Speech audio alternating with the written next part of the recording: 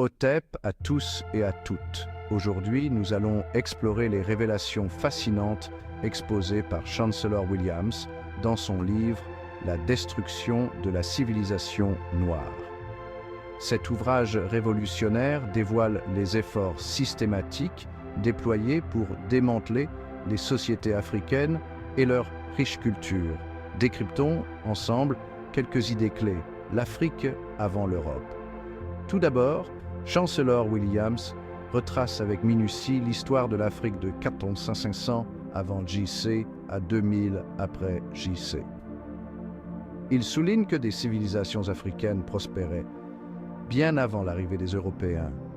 Des royaumes comme la Nubie, le Ghana et le Mali étaient des centres d'apprentissage, de commerce et de gouvernance de haut niveau.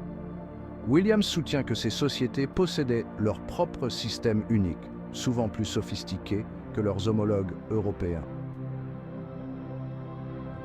Facteurs du déclin.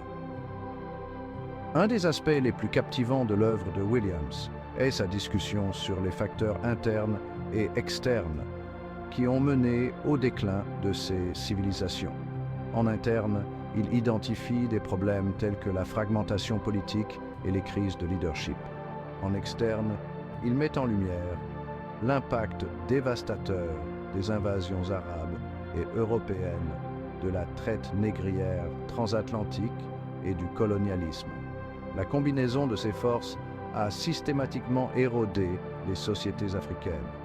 La guerre psychologique Williams explore également la guerre psychologique utilisée pour saper la civilisation noire.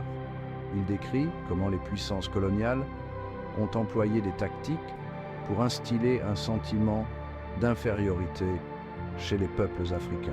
Selon Williams, cette stratégie était cruciale pour maintenir le contrôle et la domination sur le continent. L'éducation comme arme. Un élément central de l'argumentation de Williams est sa critique du système éducatif imposé par les colonisateurs. Il estime que ce système visait à effacer l'histoire africaine et à promouvoir la supériorité européenne. En contrôlant le récit, les colonisateurs pouvaient supprimer l'identité et la culture africaine, facilitant ainsi l'exploitation des ressources et des populations du continent. Un message d'espoir. Mais tout n'est pas que morosité et fatalité. Williams propose également une vision pour l'avenir. Il appelle à un réveil de la conscience et de l'unité africaine. Il exhorte les Africains à se réapproprier leur histoire, leur culture et leur identité. Selon Williams, cela est essentiel pour reconstruire et faire progresser les civilisations africaines. Conclusion. Alors, que pouvons-nous retenir de l'œuvre de Chancellor Williams? C'est un rappel puissant de la résilience et de l'ingéniosité des sociétés africaines. Malgré des siècles d'oppression, l'esprit de ces civilisations perdure. Williams nous inspire à regarder au-delà des apparences et à reconnaître l'histoire riche et complexe de l'Afrique. Merci d'avoir suivi cette vidéo. Si vous l'avez trouvée enrichissante, n'oubliez pas de la liker et de vous abonner pour plus d'exploration approfondie de l'histoire. À la prochaine.